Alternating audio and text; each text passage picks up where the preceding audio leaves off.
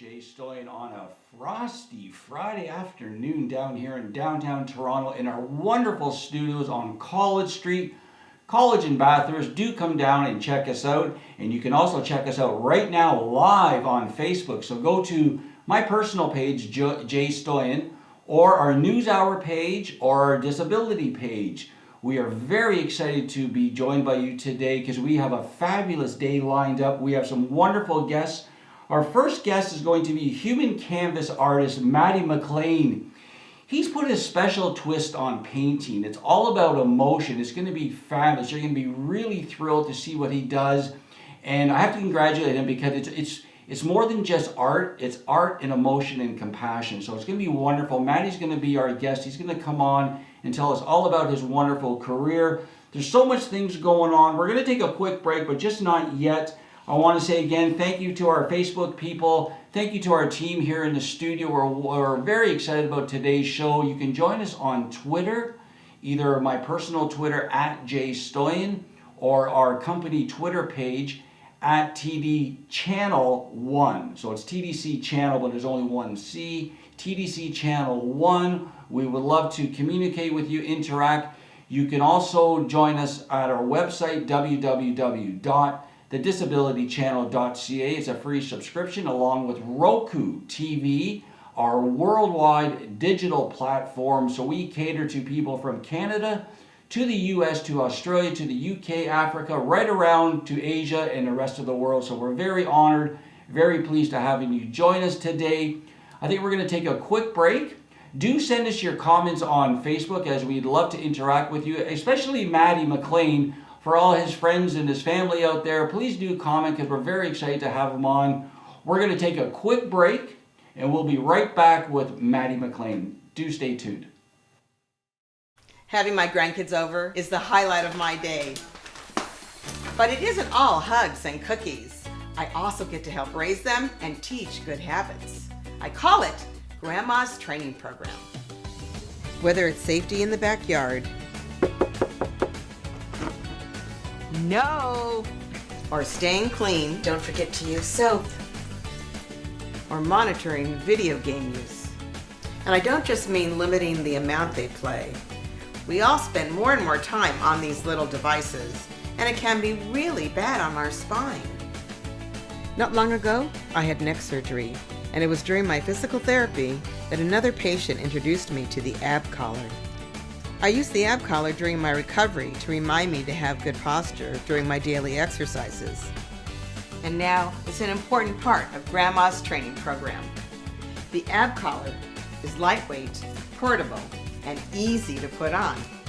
But best of all, it serves as a great training tool to teach the boys how they're supposed to sit while playing their video games.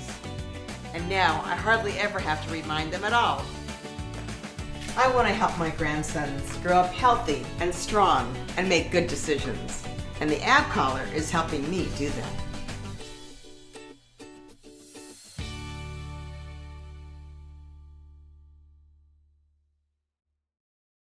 Life has a way of throwing you curveballs.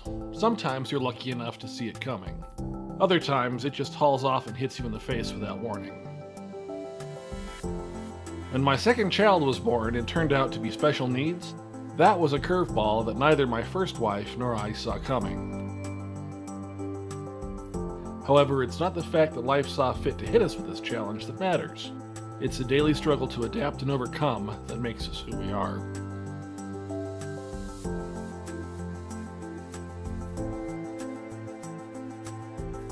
Being both a blended family and one with a special needs child definitely makes some days a real challenge to navigate successfully.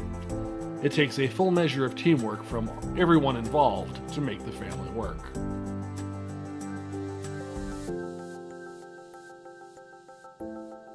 Most days, we don't have it all together, but together, we have it all.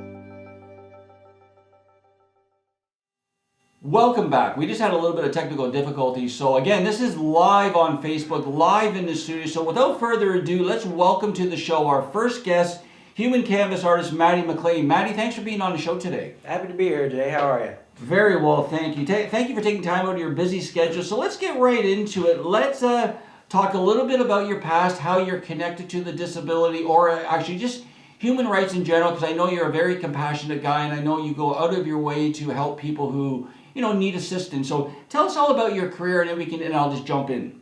Well, career is a strong word. I first became a body painter essentially about 4 or 5 years ago now. I was living with a friend, and at one point I was afraid that I would have to leave the city, and so I wanted to come up with an interesting way of communicating and connecting with this point in my life with this person. And so I essentially turned to him and I was just like, hey, I'm going to paint you. He was just like, cool. And so I said, all right, take off your shirt. And he was just like, what? And from then on, I became a body painter. And the Human Canvas Project has since grown into something that is now the Human Canvas Initiative, because I brought on someone else. But it's since become a platform for all genders, all sizes, all ethnicities, everyone, inclusivity. And it's designed to be an experience where someone can come in, meet with someone else one-on-one without a bias, without previous knowledge or anything like that, and then get to know each other on a very personal level in a very, I don't want to say intimate way, but intimate way. Personal way, you could say. Personal way. Well, we're going to show, after our commercial break, we're going to show, because I know you brought your iPad in, but let's talk a little bit about what are the people actually, what are their feelings after you've done it, during they're doing it? Like you said before, you said when you told the general, okay, I'm going to paint you, and he was a little bit of shock. So take us through some of the experiences and some of the, I guess, replies from the people. A lot of people give me the response that it's very freeing, it's a very emotional experience. A lot of times, human beings, as we're not allowed to be vulnerable. So to be able to have the peak of vulnerability captured on film, it's a very beautiful experience, and a lot of people like to take away from that with something, especially in today's day and age where everything's fast and everything's instant, to have something that's like a real tangible connection and feeling. It can be a very powerful experience for people. And tell us how you sort of got involved in this. Like, how did you get involved in this genre? This is something that happened completely by accident, complete fluke. I've always been a painter, I've always been an artist, I've done writing for years and years and years. But doing body painting was just something I started to do without having a lot of previous knowledge of it.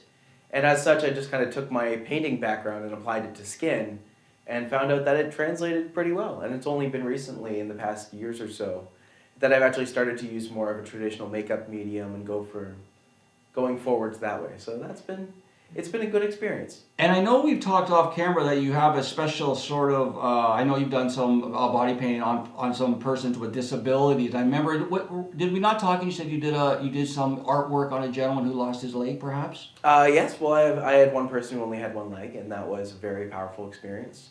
I've painted people with CV, I've painted people, many people have found it very relieving for depression and for anxiety. It's been very, very powerful in terms of mental illness as well. It's also something that's kind of helped me connect with my own personal issues that I've struggled with for years. So when you said you painted a person with CP, cerebral palsy, obviously, yeah. Were they in their chair, or did you put them on your couch or on the floor? Or? Look, he's not quite at that stage yet, but okay. He's become one of my best friends. I've painted him 3 or 4 times now, and it's been every time it's been a very powerful and amazing experience. So.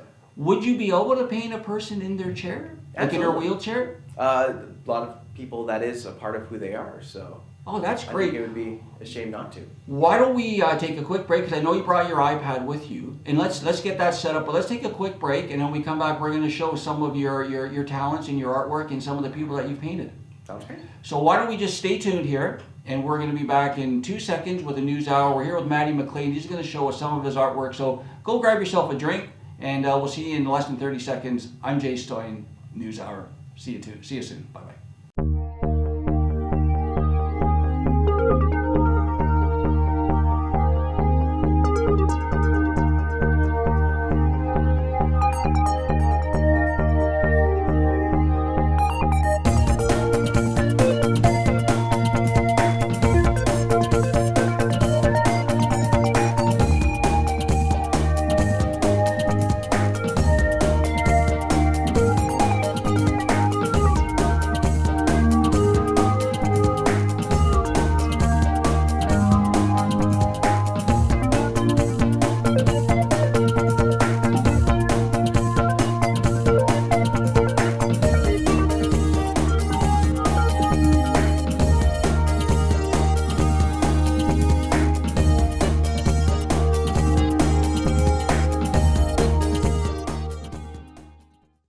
welcome back to the News Hour. We're here with human canvas artist Mattie McLean. He brought in his iPad. He's going to show us some wonderful artwork that he has. So Mattie, you take it away and just give us a description per painting, if you will. All right. Well, this was the first painting I ever did. Is that okay? I'm just talking to our camera guy. Is that okay as far as the height? Yeah. Perfect. All right. This was the first one I did because why not start at the beginning? In this painting, I essentially had no idea what I was doing. And it was something I was experimenting with to see if it would even work. And as a result, I really appreciated how it turned out. And then I got a very positive response from people. Very colorful. Very colorful. And it's definitely one that I enjoyed a lot. And it's one that's really stuck with me since then I've painted a couple hundred more people from places all over the world. But this one still means a lot to me just because of how nice it turned out. Wonderful. As a result, I've had lots of different experiences. Some people didn't know each other at the time, like these two were complete strangers, who I was just kind of painting by accident because they both showed up at the same time. So they must feel, I guess as you're painting them, people must feel like they just let go of everything, right? Like Absolutely. The vulnerability is just gone. Like, That's great. This one was actually a pair of friends I had growing up, so this one actually meant a great deal to me when I was painting it. It was at my old house in North Bay, so I managed to actually have a chance with them, to connect with them in a way I hadn't actually connected with them for many years up to that point. So. And how long does a session take to paint? I guess depending on how detailed it is, but roughly? It generally takes anywhere from a half hour to an hour and a half, depending on how much of the body they want to get painted. Okay. But it's been a really wonderful experience. I've had a lot of fun being able to paint different people, and I'm assuming obviously it's all extremely professional and it's all above board and no funny business, as we say. No funny business. That's good. But yeah, it's been just a very powerful experience, and I've had a very fortunate ability to be able to try and paint many different people and to get to know people in a very interesting and connecting way, which is very... And how long have you been doing it now, Mattie? I have been doing this since 2012. 2012, so, eh? Since then I've painted almost 1,000 people from all over the world, and it's been... This is great. Now, do you plan to pursue this as possibly a career, or is it more of a hobby for you? It's up to this point, it's been more of a hobby. For a while there, I tried to pursue it as a career. Yeah. I just found that the drive wasn't quite there for me at that time to do it. And now I want to find... I'm liking this because it's sharing it in an alternate way, and I feel like that will hopefully reinvigorate the project. Well, I really like the way you said that. It sort of, it can bring people out of their shell. It can sort of, cross barriers or crash barriers, or, take down barriers for people who are a little bit, maybe a little bit introverted, a little bit shy, a little bit outside of the box, right? And I'm thinking that with our concept and our platform here, with persons with disabilities who we're trying to support and trying to get back into the workforce and give an opportunity, give them a purpose, this might be wonderful to try and connect with some of our community.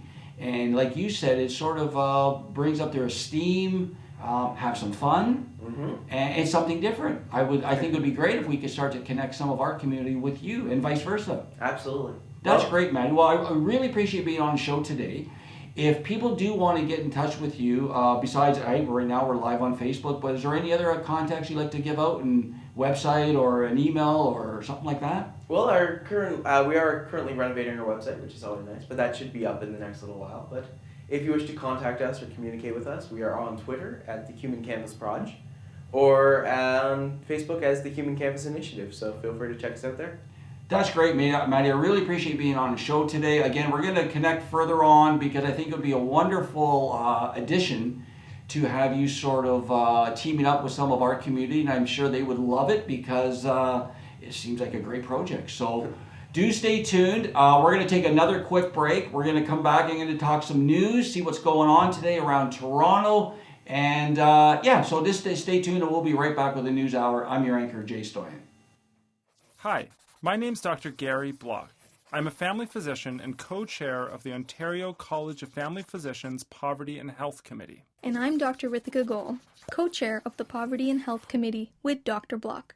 We are passionate about social determinants of health and connecting patients to key resources that can help them. As healthcare providers, we know our patients' or clients' health is better when they have a strong circle of social support, adequate housing, reliable supply of food, and decent wages. However, the reality is many people live in poverty, and we are not equipped to deal with these challenges. We're always pressed for time, and as much as we want to help our patients address these other social needs, we might not know what is available in our communities and who to refer patients to for these services. We want to find solutions, but we struggle to navigate the system ourselves, and we're a part of it. What if we had a tool at our fingertips to help find free or low-cost meals, food banks, home-delivered meals, breakfast programs, or donated baby food for people? Or, if someone is experiencing financial challenges, having a way to search for emergency or government assistance, tax clinics, eviction prevention programs, help filling out forms, or agencies providing help in lieu of money like home maintenance help. We do. Just call 211. 211 is an information and referral helpline supported by the most comprehensive databases of human and social services in Canada that can provide referrals in over 100 languages. 211 can help us find programs in our communities and has the details we need most: eligibility, the referral process, whether it's free or has reduced fees for those who can't afford it, hours of operation, and more. The database can also be searched online, and a health provider can print a list of resources to help a patient. The greatest benefit is that no matter the challenge, 211 can empower us and our patients to navigate the services that exist, to address the social issues that have a negative impact on a person's health. 211 gives us access to experts on social and community services, 24 hours a day, every day of the year, in over 100 languages. In addition, 211 will offer to follow up with callers who may need more support accessing a program. As healthcare practitioners, it is important to us that we trust the service we're using and referring patients to. 211 call centers are accredited, and 211 helpline specialists are professionally trained and often have social work backgrounds. 211 phone service and the online database of services is currently available province-wide in Ontario and Nova Scotia. 211 is also available in BC's Lower Mainland, Calgary and Edmonton and surrounding areas in Alberta, Quebec City area, and Laval. 211 online services are available in Saskatchewan, New Brunswick, and Nunavut. The goal is to grow 211 so that everyone in Canada benefits. Caring for patients is becoming more complex, and frontline health professionals are taking on a bigger role in treating the whole person. 211 is a valuable resource that can save you time and frustration when you don't know where to turn. Call 211 today and spend a few minutes talking to our team so that you know what 211 can do before you have a patient in crisis. Or go online at 211.ca to find your local 211 service and learn more about how 211 expands the circle of care for your patients.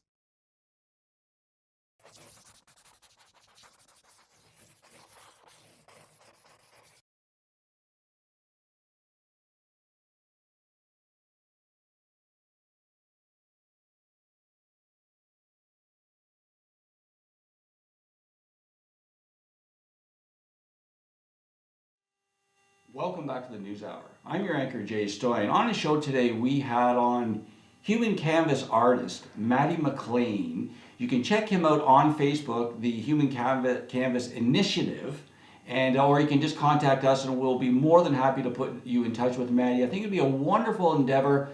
Just some fun, just some fun, some express yourself, emotions, compassion. It would just be great to do. Who knows, maybe I'll even do it.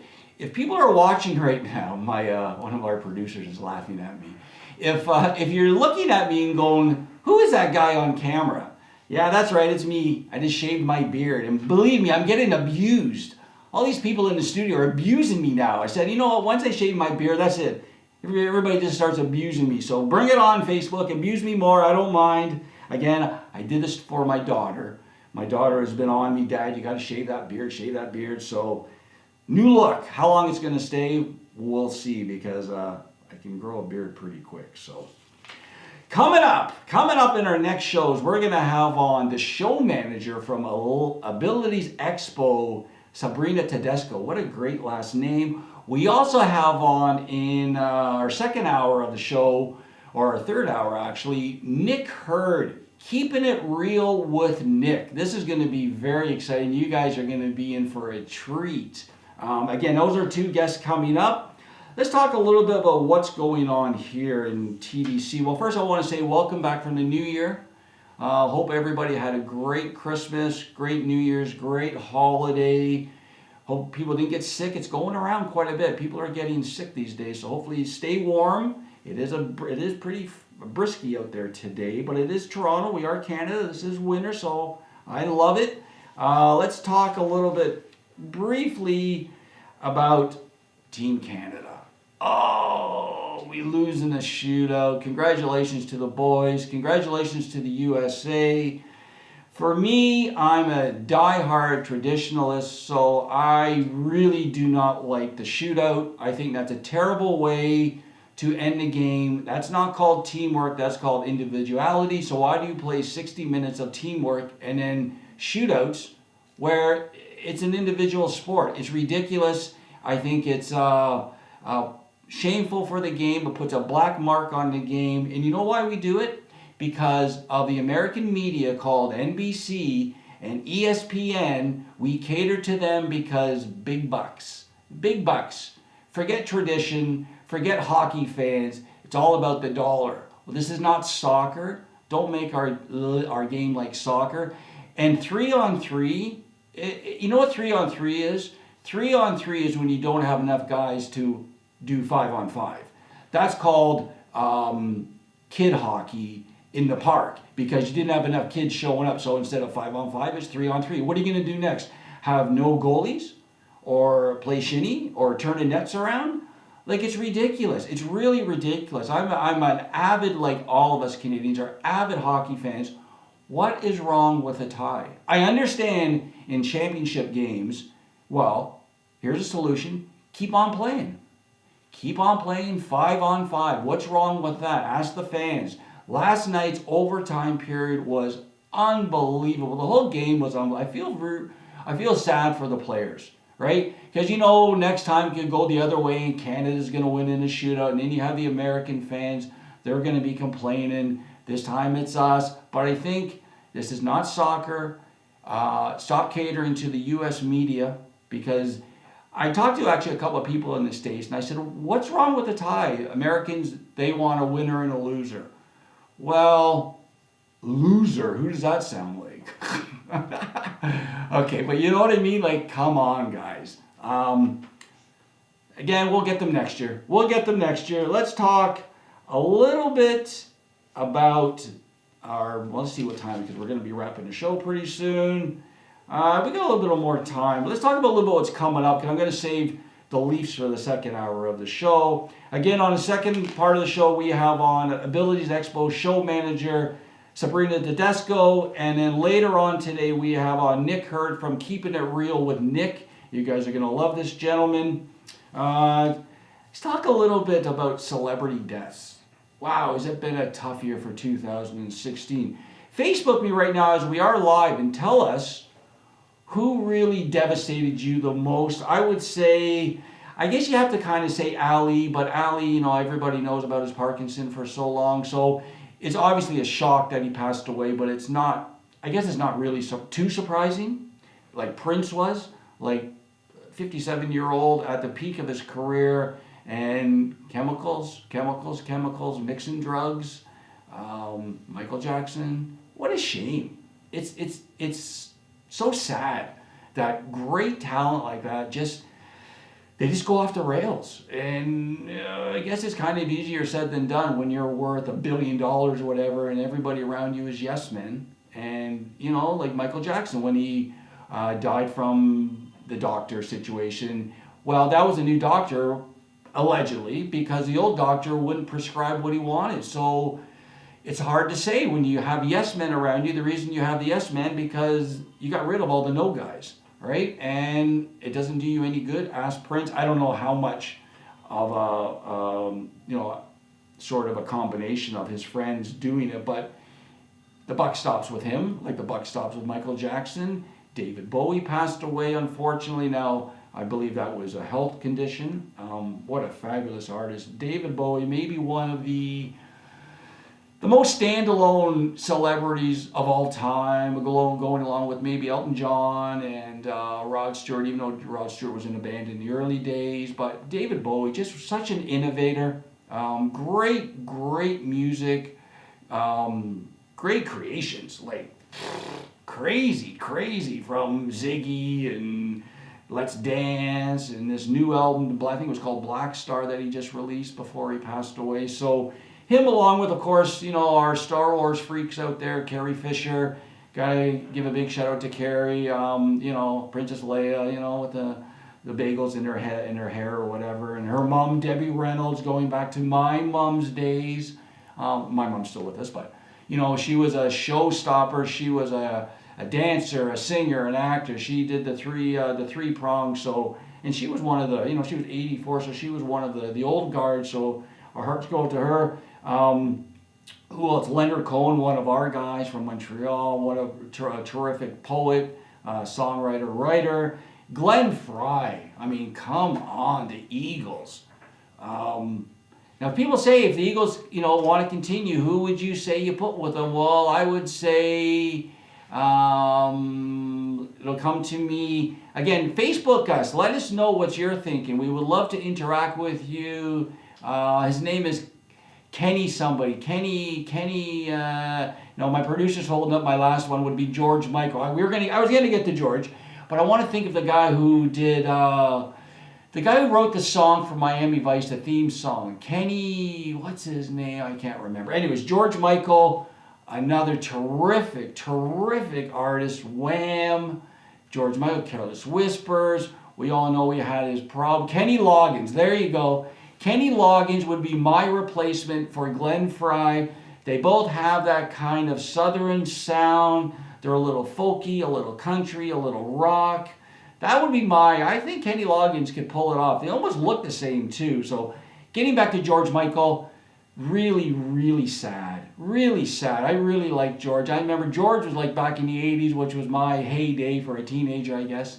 Careless Whispers, it was a great song to dance to and all that. So our heart goes out to all these people. Let's hope 2017 is a much better year.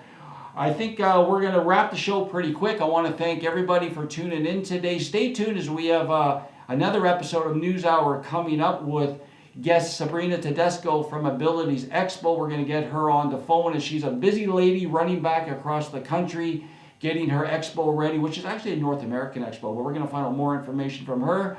I want to thank our Facebook friends. Please do comment. We will respond. I believe we have our social media on it right now. Thanks, Laura. Do join us on Twitter at JStoyan or TDC Channel 1. Join us on Roku TV. Roku TV. It's a free subscription. And do go to our website, www.thedisabilitychannel.ca. You can find out all the information or leave us a message. We would love to, and we'll respond as soon as we can. We want to thank the disability community for helping us out. And before I let us go, do join us on Comcast in the States in Norwich, Connecticut, Channel 14, Monday nights with Accessible Daily Living at 8 o'clock and Wednesday nights at 8 o'clock with Health Talk Matters. One is an accessible show and one is a personal support worker show catering around health. So again, Monday and Wednesdays at 8 o'clock in Norwich, Connecticut on Channel 14. I'm Jay Stoyan. Thanks for tuning into the Newshour. We'll see you next time.